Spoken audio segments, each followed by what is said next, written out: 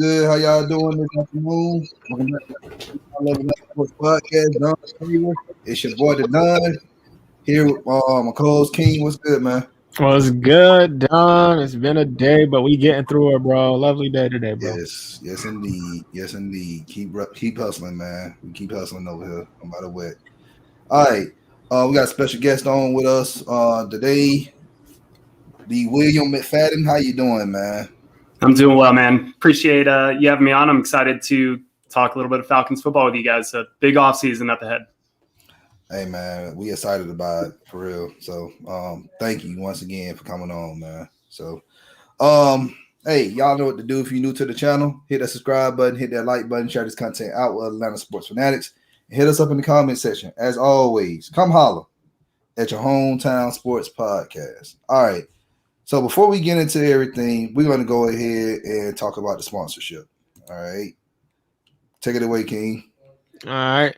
Support for Forever I Love Atlanta Sports Podcast is brought to you by Manscaped, who is the best in men's below-the-waist grooming. Manscaped offers precision-engineered tools for your family jewels. They obsess over that technology development to provide you the best tools for your grooming experience.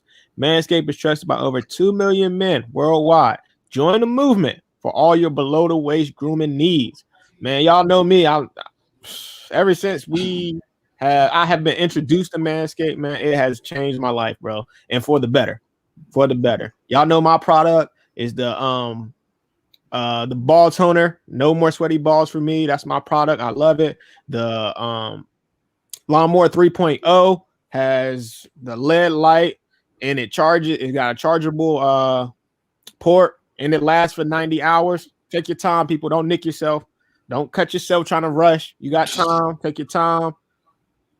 It is wonderful. And it's waterproof. So you can do it in the shower. Doing stuff in the shower is not always safe, but with this product, it is safe all the time. Use the code FILASP 2021. Y'all use that code while supplies last, because it ain't gonna last that long.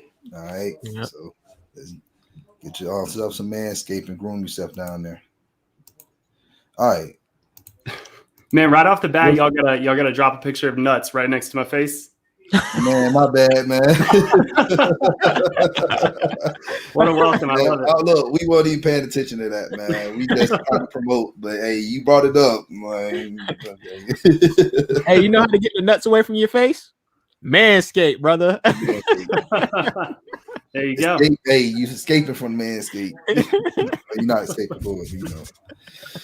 What's good, Braylon, man? Good to join us this evening, man. Appreciate you. All right, so you was there last season, all right, with the team, pretty much covering the firing Dan Quinn and Thomas Dimitroff. Walk us through that process. Well, you know, it was real simple. Arthur Blank said after the 2019 season that he felt that the changes that had been made mid-season to really kind of turn the year around were sustainable moving forward. That offseason, you know, he, Rich McKay, Thomas Dimitroff, Dan Quinn sat in a room and came to an agreement that 2020 had to be a playoff season or that it would probably cost them their jobs. Mm-hmm. At the time when you start 0-5, including a loss to the Carolina Panthers, you know, looking at the schedule, we knew the first four could be tough. Really, the Chicago game was probably the one where you were supposed to win that game, looking just before the year started. But then the second four is where you got to make up some ground.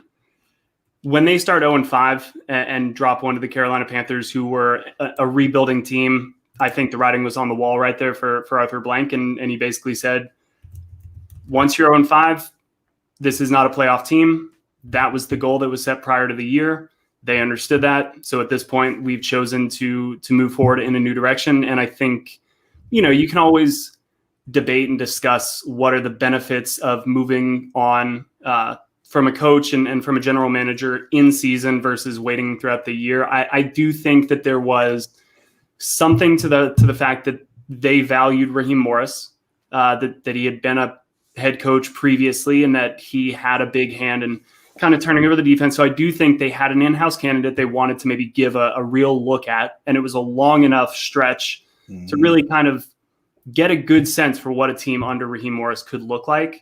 So I think that played into it. And then just the other part was they probably really wanted to get a head start on the search, on just really evaluating the whole organization. Now, you can still kind of do that behind the scenes while keeping a coach and a general manager in place. But I get the sense they just felt they needed kind of a clean break and move in a new direction. And frankly, probably to give DQ and Thomas a shot to land on their feet somewhere else and have the opportunity to start sending out some feelers.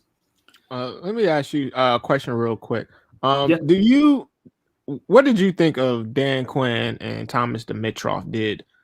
Did you think it was their, I don't want to say their fault, but their his play calling, his defensive scheme, and the way Thomas Dimitroff drafted? Do you think it was them or the players?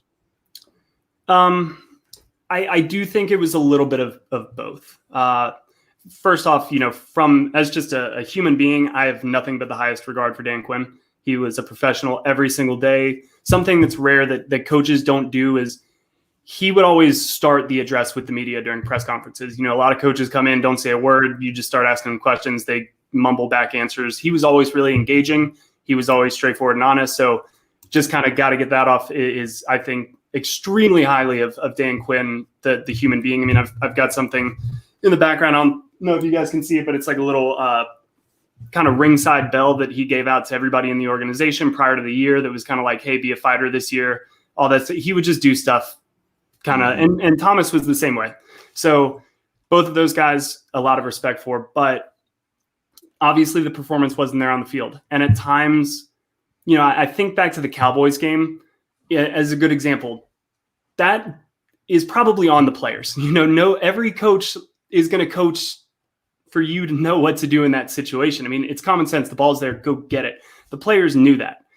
But you could look at maybe how the game was called in the second half. I think that sometimes there was a little bit of a tendency, especially when you would get some of these early leads, to stray away from what the game plan was that had gotten you to those leads, and that they did have a tendency sometimes to get a little bit soft. And it should be the right play. The numbers, the math should ultimately kind of work out in your favor if you turn the game into no longer really a yards game, but a clock game, which is what they were smart in trying to do.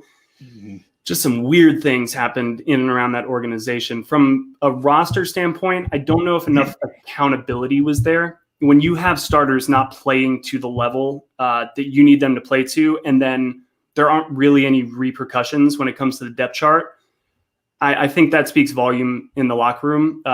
Again, from a roster standpoint, I don't know if there was as much turnover as you probably need, especially during a 4 or 5 year span. They really tried to keep the same group of guys together, and it kept leading to the same problems and the same results. And teams have to make tough decisions. Teams have to decide, can we afford a Deion Jones? Or can we find a comparable player, maybe at a different position, who can make as much of an impact as maybe he does on a week-to-week basis? Those aren't popular decisions, but every team has to decide to part ways with productive players who are maybe in their prime, because they've got to balance the books, and you've got to have a healthy balance of not just draft picks, but free agent signings. And to me, that was probably the biggest fault over the past 3 to 4 years, is they had to rely so heavily on their draft picks because they didn't have the capital to spend in free agency to really pinpoint specific areas. So it's a blend, I think, of roster management, probably coaching, accountability, and then, the players executing on game days. If you're not doing your job consistently and you're making mistakes, then you're going to get the results you're going to get. But I think we saw what was so frustrating was the flashes at times of how talented this team could be in spurts. And then that just wasn't sustained. So I mean, I know that's a little bit of a putting the blame on everybody type of answer, but a lot of times it's not as simple as one person being the issue. It really is kind of all of the things went wrong at the worst possible time over the past few years. Okay. Oops. All right. My question is, here's my take on it. I've been very vocal on Dan Quinn. All right. And I'm thinking about, coaching. All right. Making the in-game adjustments, especially we talking about second half. That you win the game in all 4 quarters. All right. Yep. But the second half is where you supposed to like shut it down and like, you already know what you're gonna do. You go out there and execute. All right. My take is that I knew we had the Chicago game we should have won, but I knew that if he lost that Panthers game, there wasn't no coming back for that. And I just knew that for sure. So. Yeah, and I think from a scheme point, you started to see what could be different when Raheem Morris and Jeff Ulbrich took over. I think you saw not just more blitzing, but they were more effective in the moments when they did blitz, and that they kind of gave opposing offenses the fear that they could blitz at any given point. One thing that DQ really liked to try to do was get pressure with his front 4, and he wanted to drop as many into coverages as possible, and they just didn't have the right front 4 guys to do that consistently. And I think you saw the recognition that they didn't have those guys once Raheem and Ulbrich took over, and that they started to really help. They were sending Keanu Neal on blitzes. They were blitzing Foye and Dion. They were doing different things where maybe you're still only bringing 4, but 2 of those guys are blitzers, and you're now dropping both of your defensive ends into coverage. And it was just a level of creativity there that I don't want to say wasn't in place previously, but I think that they both simplified things in letting their defense do the stuff that it was really comfortable with, the players do the things that they were really comfortable with, while also getting more creative to maybe explore other avenues of skills that players hadn't showcased before. And we saw that to some success. And in a lot of ways, it was kind of the blueprint that Tampa Bay used against Kansas City, was kind of built a little bit on what Atlanta showed against Kansas City in that game. Yeah. Kansas City was one game that was kind of like, I'm like, we can pretty much, this team is not that bad. The roster is not that bad. Do we have holes? Yes. But is the talent there? Yes. And I've been trying to tell people that. You have the talent, but I feel like the team has been held back with poor coaching and poor front office with Thomas Dimitroff and the scouting department he had there. The moves, now we transition the segue into the moves for this offseason. To hire Arthur Smith and Terry Fortuneau. Your thoughts on both guys? From the one conversation I had with Terry Fontenot, that dude's incredible. He appreciate the comment. He can really kind of control a room. He seems incredibly smart, really thoughtful, a grounded guy who has, frankly, learned from a good organization. I think he's coming into a situation where he's not going to be afraid of the cap ceiling that the Falcons have. The Saints have been dealing with that for 3, 4, 5 years. Now, the biggest issue there is the way that the deals are structured is probably very different from what they did in New Orleans, and I'm sure we'll get to that a little bit later. But I like Terry Fontenot. He was kind of, as I was evaluating the pool of candidates, he stuck out to me pretty early on as somebody who would be kind of a natural fit here, understanding the roster better than some others might, and just kind of his combination of background and the way he moved up through an organization that has been a pretty creative front office for much of the last decade and had success in building a strong roster. Arthur Smith, is another guy who has proven it in the various roles that he's gotten. I think it's notable that the best seasons that Tennessee got from Derrick Henry, from AJ Brown, from Ryan Tannehill, from all of these different, wasn't actually with Matt LaFleur. It was the last 2 years with Arthur Smith. And obviously Matt LaFleur has gone on to have success as a head coach. And, Arthur Smith was able to kind of take the reins, and, he seems like a very thoughtful guy. He seems like a very detail-oriented guy. And I think there's evidence to support that belief when you look at their red zone numbers. Red zone is really all about creativity, and it's about attention to detail and really coaching your guys to execute every part of that detail flawlessly in order to spring whatever you need to spring or pin down the defender that you've got to pin down to get those 3 yards.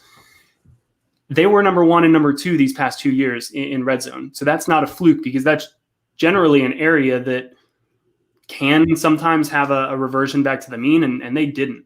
And I think Green Bay was number 1 this year. So it's a scheme that's built to work in the red zone. And I think Atlanta has some pieces to certainly be effective in the. Calvin Ridley's route running should drive teams crazy in the red zone, and it has. But I'm really curious to see what he does with that. I think the running back part of this conversation with Arthur Smith is a little bit overblown, because a lot of running success, and Kyle Shanahan is proof of this in San Francisco. It's more about the way that you coach the scheme and the way that you coach the running backs and what they want to look for. You really have to marry the blocking and the running backs kind of sight lines, their steps, the way that you create everything to look similar, so that not only do defenders not know if it's a run or a pass, but everything has to be in sync and unison. And I think that that's something that the Falcons were lacking the past couple of years, is it all didn't mesh together to the point where defenders on any play, run or pass, were a step slow getting to the right direction, and the running back knew exactly what to look for. Because you have to emphasize that in practice. Otherwise, it really doesn't pan out. So Arthur Smith's proven he can be really good in the red zone. He's proven he can be really good building a run-oriented offense with great play-action schemes off of that. And he's got some talented players. It's not like he's coming to an offense that doesn't have the similar guys in place outside of the running back position to operate his offense effectively. So I like the 2 hires. I like that they're preaching, accountability early on, because like I said, I think that was a little bit of a failing of the previous regime, and it'll be interesting to see how effective that is early on, possibly in a season where, because of some of these cap constraints and things like that, we don't know how competitive they're going to be. The talent's certainly there, but what are the expectations if you're going to have to release, a number of veteran guys to even get below this cap and can't really bring in some talent to supplement that?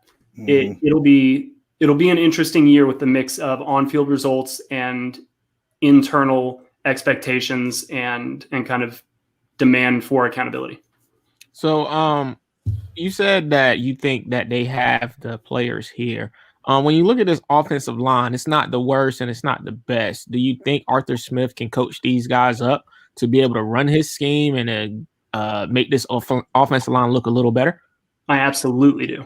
I think Chris Lindstrom is going to be a very, very good player in this. Yeah, I think so in this scheme too. I think the same thing too. I think he really bounced back from an injured rookie year, and your first season as an offensive lineman especially is so important. It's a little bit like cornerback, in that everybody's kind of willing to accept that there's going to be some lumps at the cornerback position, because just the level of talent can really jump, but also just what you're expected to play, the quarterbacks that you're going to face, all of that. Same thing kind of with the offensive line, and that more so has to do with the way that they coach it in college. These guys just aren't coming into the NFL as prepared for facing Ndamukong Suh, facing Vita Vea, facing these guys over a 16-game schedule with offenses that are not designed to get the ball out of a quarterback's hands in 1 second, or not designed to just be a half field read, or all of these various things. So for him to miss his rookie year and then bounce back and be, I think probably the most consistent and best offensive lineman for the Falcons last year, I think speaks really well of his future. I think Jake Matthews continues to be one of the most underrated players on this entire team, because just kind of year in and year out, he's not maybe a top 5 tackle, but he's consistently probably a top 10 left tackle.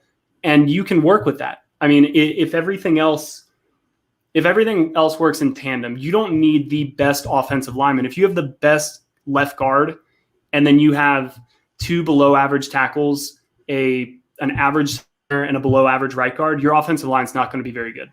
You need guys who can perform at least to a respectable and dependable level across the board in order for your offensive line to have success. And I think that the Falcons certainly have the potential to get that next year. Now, I think left guard might be, depending on what they do with James Carpenter. If they keep James Carpenter, I think, again, you kind of run it back here in good shape. But if they let go of James Carpenter, I would maybe look at that as a spot for them to draft or try to get maybe they work Matt Gono in there. Maybe they, I know Matt Hennessy is going to be kind of plugged in at center, so we'll see what he gets to do. But no, I think the offensive line in the draft, you got him, Sewell. I will pick him at 40. I'm just gonna be honest with you. I think Arthur Smith is really gonna put more emphasis on this offensive line, and he's gonna play off their strengths. These guys, especially Lindstrom and McGarry, these guys love to run block. So, now I said we're gonna go more of a balanced play style. Just letting the guys, go attack. They don't like standing back and just waiting for a pass rush to come get them. But they're gonna try to let them eat. So that's my thing. But again, I think San Francisco's an example of you don't necessarily need the name brand offensive lineman to have success as an offensive line. A lot of it really is coaching, and a lot of it really is scheme. One of the things that Kyle did so well in Atlanta was that he ran a scheme and he ran plays, and he's doing it again in kind of San Francisco to really help and protect his offensive line. If pass rushers don't know whether or not it's a run or a pass, they're going to be a second slower getting off the ball. If you're moving the pocket consistently, your offensive line knows where it's going. The defense doesn't necessarily. If you're rolling out, now all of a sudden the stunt angles and the various things, the twists, all of that stuff that a defensive line wants to do, it's changing. The gaps are changing. Everything is on the move, which gives the advantage to the offense because they know what is happening and you're making the defense react. So I think that at times the offensive play calling wasn't necessarily putting the offensive line in the best position because you were doing these straight dropbacks. You weren't utilizing play action. You were having these deeper developing routes. And I learned something actually this past week. Jeff Schwartz, longtime offensive lineman, really good one, was on Chris Long's podcast. And after the Super Bowl, everybody's kind of been lambasting the Kansas City Chiefs for not really helping too much those 2 tackles that were backup tackles coming into the game against this pass rush. And I thought Jeff Schwartz brought up a really interesting point that I've never heard before, but I'm going to trust him as a former offensive lineman.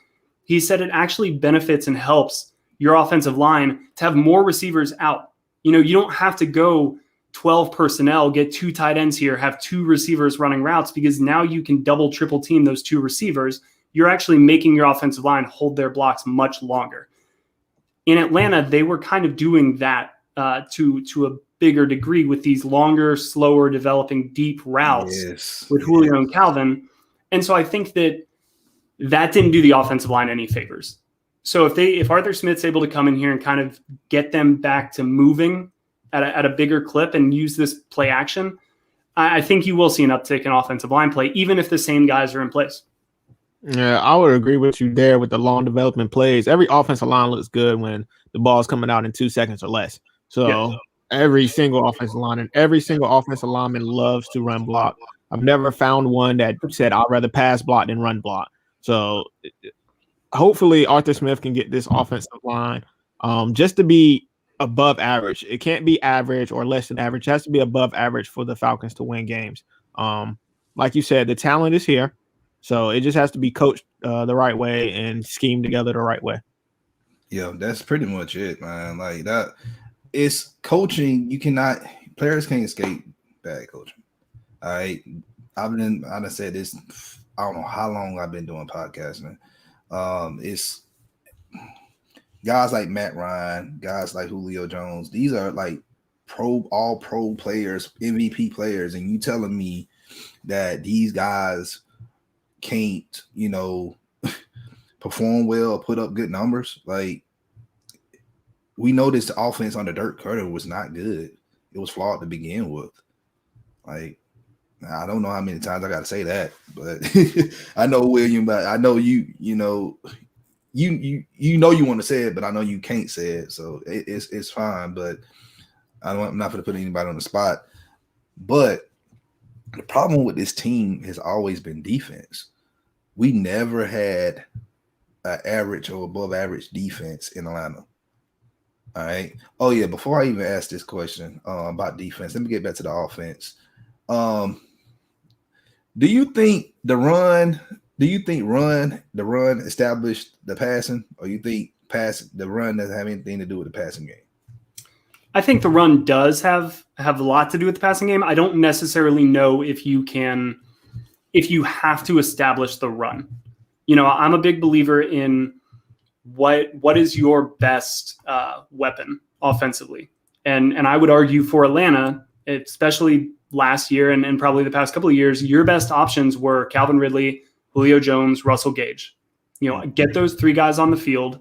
And if you need to open up a game with 4 or 5 passes to drop an extra safety, to make them play now too deep, make them play a little softer, that then I think inherently makes your run game not better, but it certainly makes it easier for them. Like, one of the things that the Chiefs should have done more in the Super Bowl was run the ball. And when they were running it, they were getting good yardage. They just kind of didn't recognize, because their strength is the passing game. And whenever kind of your back's against the wall, you go back to what your strength is. And Atlanta's always had its best players kind of be at the wide receiver position, and Matt Ryan being a great quarterback, you don't want to take the ball out of his hands too much. Mm-hmm. But that being said, the easiest way to a path to victory is usually if you can just run the ball at will and pick up 4, 5, 6 yards a carry, make them have to stop that before you and then you really can get into your own as a play caller and you pick your shots, because you've got something that is very simple, very, non-risky working for you.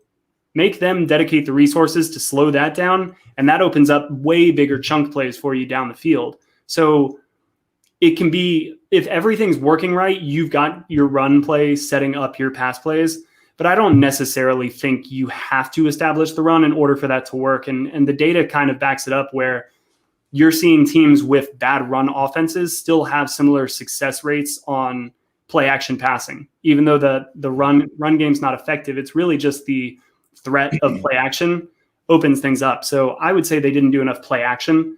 I don't know if they needed to establish the run any more than they did. So let me ask you this. How important, still speaking on the offense, how important is a great running back to a good running back and a good offensive scheme with a good running scheme? I think that a great running back can take a good play and make it a great play. And I think a great running back can take a negative play and sometimes turn it into a good play, sometimes turn it into a great play. I think a good running back gets you what would be expected. I would say there probably isn't a running back in the NFL that's not a good running back. At this level, in the right system, like, they could all find yardage. Frank Gore's 150. He's still out there being productive. So, Adrian Peterson. Exactly. I mean, it really, I think running back is a little bit like wide receiver in that your success also hinges upon other people on the field. Exactly. If you've got a bad quarterback throwing you the football and it's just a bad read, it's inaccurate, it's whatever, is that a failure on the wide receiver's part, even if the wide receiver is great? Not necessarily. It could be. It might not be. I think that's kind of the case with running back as well. If you take Saquon Barkley and put him behind a bad offensive line where people are in his face right at the mesh point, there's only so much he could do. Exactly. So that's where, you get a guy like Raheem Mostert, who's just bounced around the league and all of a sudden is breaking off 125-yard rushing games because the holes are there. These guys are all athletically gifted, really talented. So I think that Derrick Henry is like everybody wants Derrick Henry on their team. Can teams run the ball without a Derrick Henry? Sure. I mean, it can happen. That's not a necessity. And I mean, I think, I don't know if they've got that guy on their roster or if they look at adding one this offseason. But by no means do I think that this team can't, run the ball effectively next year just because they don't have a guy like Derrick Henry on their roster. You got to have offensive line, man. You have an offensive line, anybody can run through it. Anybody can get a few yards here and there. Yep. All right. Like with Derrick Henry, Derrick Henry was all right before Smith took over play calling out there in Tennessee. The thing about Derrick Henry flourished in Tennessee is because of Arthur Smith. Arthur Smith is an offensive line guru. He knows the scheme of how to make his running back, his offensive line be successful. Yeah, I completely agree. I mean, his background as a tight ends coach is really unique because tight ends, I think it was either Mike Mularkey or maybe it was Dirk. Tell me basically, like, outside of quarterback, tight ends are the position that have to be responsible for pretty much the most on offense, because they have to know all of the run plays and their assignments and how they factor in and what the offensive line is going to have to do. And then they have to know all the passing plays and they have to know their routes and how their routes, work in tandem with the larger passing attack on any given play. And so his background as a tight ends coach means that he has extensive knowledge both with run schemes and pass schemes. He knows how to coach it to block. He knows how to make a run look like a run until it's a pass. He knows how to, these all little fine nuances of calling a game and making your run scheme fit with your pass scheme and then coaching it with a player like a tight end who has to be so intricately involved with both. I mean, I think that's why he proved out to be a really good offensive coordinator. And it's why his run schemes were as effective, because he understands it on that fundamental level of how everything has to fit in and how to coach the finer points of run blocking. You spoke about the tight end. Do you believe Hayden Hurst will take a jump this year and with Arthur Smith? I mean, I think he will. This was always one of Dirk's kind of pet peeves towards the end of the year. Was he would always every week kind of get a question about Hayden Hurst because Hayden was such a big kind of focus in the offseason as one of the additions offensively. But I think the bigger disconnect, because Dirk's point was always, well, we've got a play maybe designed to go to Hayden.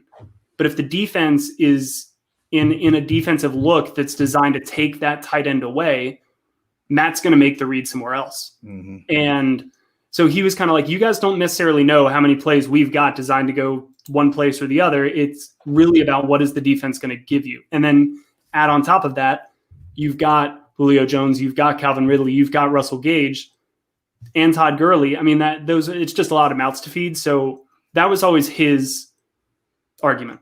What I would say is that it looked to me like one thing that we probably don't give Austin Hooper enough credit for was the trust that he earned from Matt Ryan throughout his time in Atlanta. And that came from, seeking Matt Ryan out every offseason to go work with him, for a week.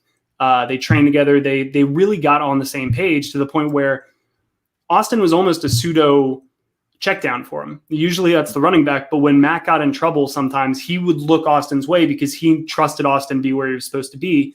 And the two just really developed a nice chemistry. If anything, I feel like that was lacking, not greatly, but to an extent, and certainly a little bit less than the point where Matt was with Austin at the end of their relationship together. So in year two, working with Matt, I think you'll probably see a little bit more cohesion there, but I don't necessarily know if there's really much. Like, I think Hayden is what he is as a player right now. And I think in the right system with the right looks, everything breaking, I think he could be a great tight end. I mean, I think he's certainly capable of doing what Austin Hooper did in his final season here. I just think that circumstances arose that limited him. Russell Gage jumping up and being the level of receiver that he was probably took some of those opportunities away from Hayden. So I don't think Hayden's really much of a problem to worry about. Okay. All right. So going to how do you think this new identity is going to look under Arthur Smith? Offensively or just team wise? Just we looking at the overall scheme of it. We know what the Dean Pease could bring to the table. Offensive staff, we know he put together. Pretty much most of them are young, unproven guys, but they look like they guys that can be very promising to the team. So we just want to look at the overall scheme of it. Yeah, I mean, I think offensively, the hire of Dave Ragone is certainly interesting. I think a lot of people would look at, oh man, you're getting the guy from Chicago, the former quarterback coach who did terrific, amazing things with Mitch Trubisky and Nick Foles. Like, why are we going after that guy? But what's interesting about his background is that he's a former quarterback in the league, and he's really been around the NFL since 2004. So he knows the game. He knows a lot about quarterbacking. And one thing that is being, I think, a little bit overlooked this offseason is the retirement and departure of Matt Schaub. It's notable that they kind of kept him around for as long as they did, because let's face it. I mean, there was a book that I read a little while back where basically the Indianapolis Colts in Peyton Manning's heyday weren't giving reps during the week to their backup quarterback. Some teams, most teams will give a handful of reps to the backup quarterback just to make sure that they're good to go in case anything happens. And essentially the offensive coordinator at the time told whoever the author of this book was, well, if Peyton Manning goes down, like, we're fucked. And we just don't practice fucked. So that's kind of the thing where they kept Matt Schaub on, not for what he could do on the field, although we saw in 2019 he could still do a little bit on the field, but he was one of the few quarterbacks in the leagues who had been around for longer than Matt Ryan.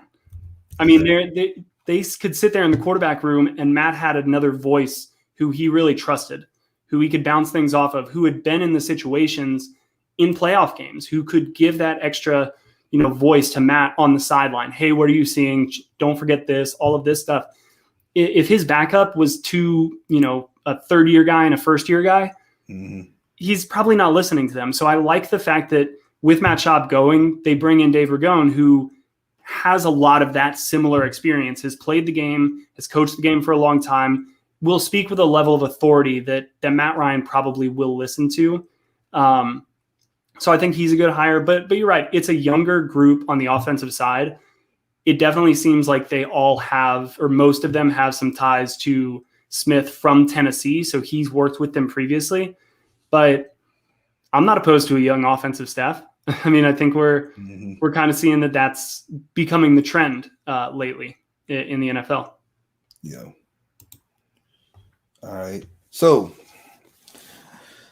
I'm excited, man, about this team and this upcoming season, man. Just to be honest with you, I'm just really ready to see what's going to happen. So, think the Trubisky to Atlanta rumors have any merit? He said, "Do you think the Trubisky rumors to Atlanta have any merit?"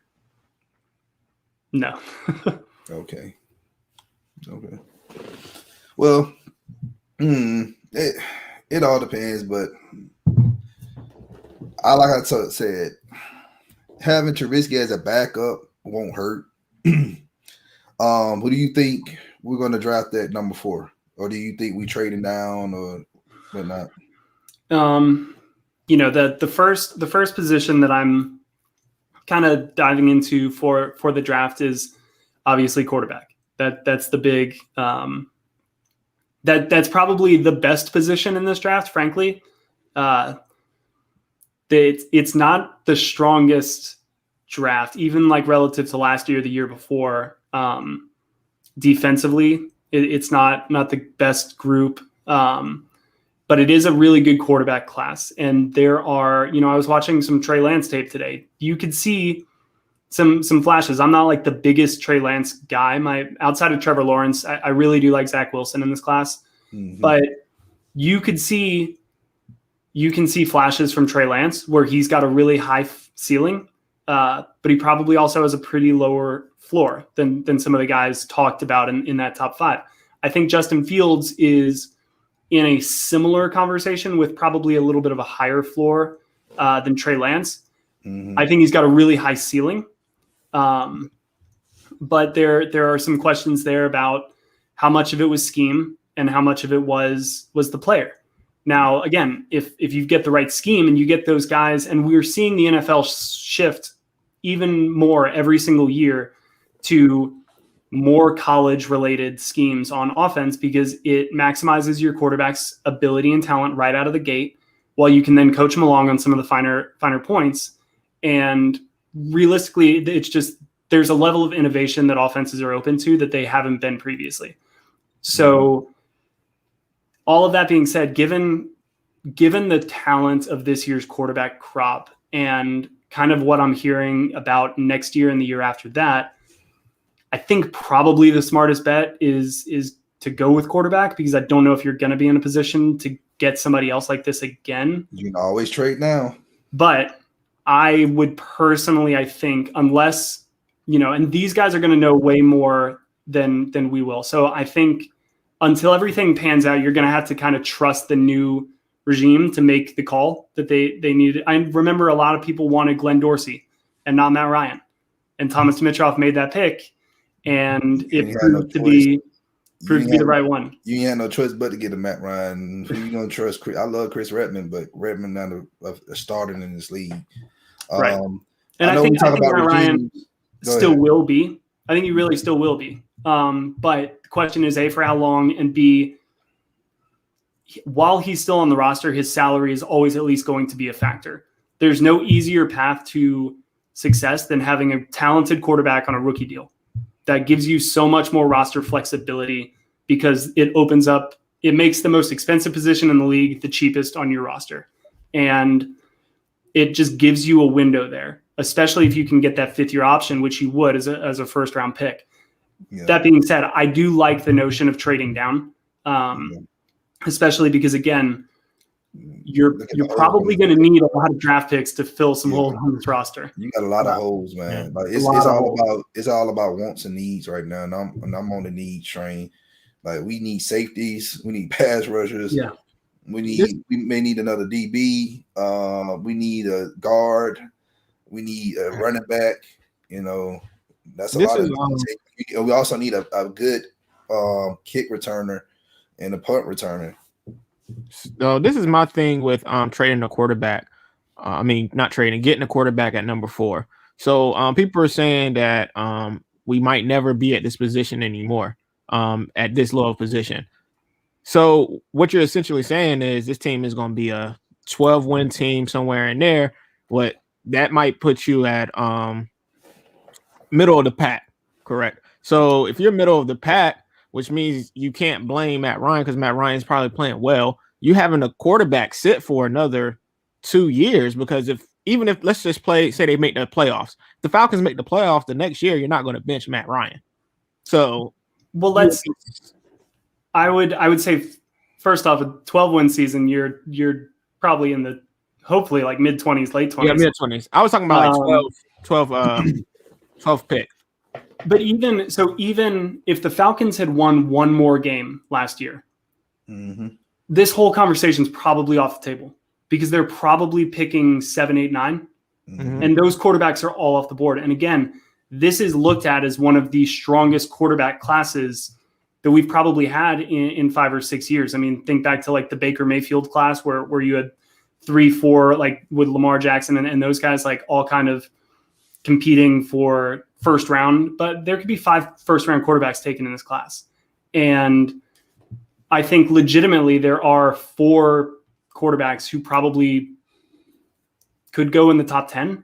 And like I said, if they win just one more game, then you're in Kyle Pitts territory in this draft. And so that's where I look at it as even if you're the Green Bay Packers next year, where you still have your veteran quarterback who had an MVP season this year, they're not looking to turn to Jordan Love anytime soon. But because the league has progressed in the way that it has, young quarterbacks are also now your most valuable trade asset. Yeah, if you can get something that the Patriots got for Jimmy Garoppolo, all of a sudden that turns out to be a very valuable draft pick as well, because if you believe you've got a quarterback on your roster who can play for 3, 4, 5 more years at a high level, trade away that backup quarterback who you just spent 1 first-round pick on. If you can get 2 firsts, if you can get a first and a third and a fourth. That sounds good, but right now, yeah, that does sound good. I like that. See, no one ever presented that idea, but at the same time, right now you're looking at, should we waste? Look at what Green Bay did. Yeah, they got Jordan Love, but they needed somebody on that defense to help them in the NFC Championship game. If they would have drafted another pass rusher or a linebacker or something like that, that could have helped them win that game. Could have. I agree with you, but I think that also is a little bit of hindsight. At that point in April, it's impossible for Green Bay to know, hey, we're going to be back in this game. Here's who our opponent's going to be, and this is what we're going to need to compete. I think that even if you wanted to go edge rusher at 4, I don't necessarily think there's an edge rusher worth a top 5 pick in this class. And if you want to trade down, that's fine. But I don't even know if there's a dominant, impactful. I don't even know if there's a Brian Burns in this draft class. And that's no disrespect from the guys who are coming out of this class, but it's also one of the hardest years to evaluate because a lot of these top guys sat out. Yeah. And so, if Gregory Rousseau had followed up his year with another 15, 16 sack season, we're sitting here saying, okay, he's a top 3 pick, but he didn't do that. So now it's a total toss up. I think it's telling that Devontae Smith gained as much ground as he did on Jamar Chase, because Jamar Chase looked like the best receiver to ever play in college football last year. And now you're looking at Devontae Smith right up there with him in that conversation. Mm-hmm. And so as I look at it and as I've kind of read what other people have wrote, it looks like in the first round, quarterback is probably the strength. Then you go wide receiver because of those top 2 guys and Jalen Waddle there as the third. And then you're probably offensive tackle and linebacker. But none of those are real positions of like massive need for the Falcons. So if they choose to and decide that we don't like the value here for what we really think we need, fine, we'll trade back and pick where we believe that value is and try to get more picks in later rounds to just do a shotgun scatter approach. But Terry Fontenot also said in his opening press conference, they believe in best player available. He wants to just take a future Hall of Famer.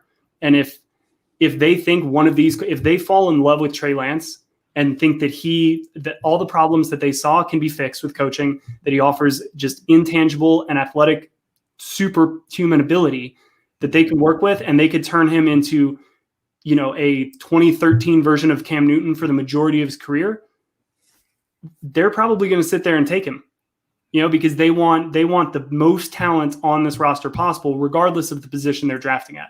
At least that's what he explained to me. So I can't wait to April. It'll be really fascinating. I don't have the answers. I wish I did. I would sit here and tell you who we're drafting and break the news. No one has the answers. That's the thing. No one has the answers. Look, one thing I know about, man, I know how to play cards well. Don't ever tell nobody the next card you're going to throw out. My favorite part of Terry Fontenot's press conference was basically like, anytime he sees a GM or a pro personnel guy or anybody talk about the draft to the media, he's like, I watch that. Now I know what you want to do. I know what you think your needs are. You telling me your hand. He's like, so you're never going to see me do that, which is going to make this really difficult to do because we're not going to get many clues. The only thing we can really go on is they like best player available. Whoever they consider to be the best player available. The only thing I could say for sure is if Trevor Lawrence is there at 4, they're picking Trevor Lawrence. That's my answer. I want the best quarterback. If I can't get the best quarterback, then and that's another thing. We have, yes, Regone was a quarterback himself. I get that. But who do we really have on the staff to develop a quarterback? That's the question. Regone just came from Chicago. No, like he was a pass game coordinator. But that's that. Like I said, you got to think about everything. You got to think about every layer of it. So, but thank you so much, man, for coming on, man. Once again, let everybody know. They know who you are, man. Just give yourself a shout out. Yeah, you can just follow me on Twitter at Will McFadden. I've got a newsletter I'm probably doing once a week, just some Falcon stuff, some other NFL stuff. As the draft creeps closer, I'll kind of probably do some of these little write-ups, position previews on just guys that have popped out to me. But mainly just follow me on Twitter, see what I'm up to. All right. Thank you, man. It's one man. All right. Falcons will be done to select quarterback. I mean, that's fair. It's a fair take. Mm-hmm. I see the reasoning for all of this, and that's what's interesting. But it happens every year. There are always other needs that people have, but just because wide receiver wasn't necessarily a need in 2018 doesn't mean we're not happy to have Calvin Ridley. So it just rosters change all the time. Who's to say where Matt Ryan is in 2021 or 2022? If he's, or what their plan is for him. This year could be as much about the next 2 years as it is 2021. And that's kind of where my head is at. As we start seeing some of these moves get made, that puzzle piece will start taking shape and we'll get a better sense of what they're doing. They may be idiots for taking a quarterback at 4. They may be geniuses. It's all part of what they view as their plan, and their plan will be proven to be right or wrong in probably 3 years. We'll see. All right. Hey, once again, man. Hey, thank you, Tyrone, man. Appreciate you, man. Shout out to everybody in the chat. Appreciate y'all joining us. I can't wait to April. Like, at this point, man, I'm just gonna let everything fall where it's supposed to go. That's it. Yep. Everything's gonna fall where it's supposed to go. All right, man. But, appreciate you guys having me on. Thank you. Hey, for everybody watching this at a later time, let me know what y'all think about the show. Hit us up in the comment section. If you're new to the channel, you already know what to do. Hit that subscribe button, hit that like button, share this content out with Atlanta Sports Fanatics, and hit us up in the comment section. As always, come holler at your hometown sports podcast. King? Always remember to love yourself, people. And tomorrow there will be a post game for the Hawks. So make sure y'all stay tuned for that. Y'all know the Hawks been struggling lately, so we'll talk about it. We miss DeAndre Hunter, bro. Come back soon. Help us, please. Help us. All right. Matt said that what would be the next team you want to cover if it can't be the Falcons? What team's going to win the Super Bowl in 2021? That's the team I want to go cover. Man, come on now. Now you pretty much say we ain't gonna win it. Dang. Over the Falcons, how are you back? Shoot. Nah, real talk. I mean, frankly, honestly, if you're one of 32, you're doing pretty well. I'd love to be out on the West Coast. I think would be a lot of fun.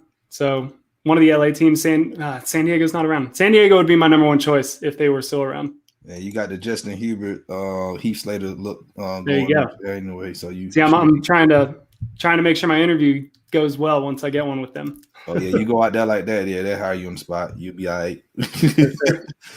Make sure you have a surfboard in here. You good to go.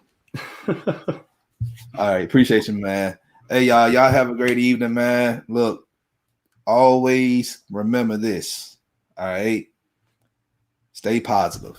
No matter what goes on, stay positive, keep calm, and carry on. Peace.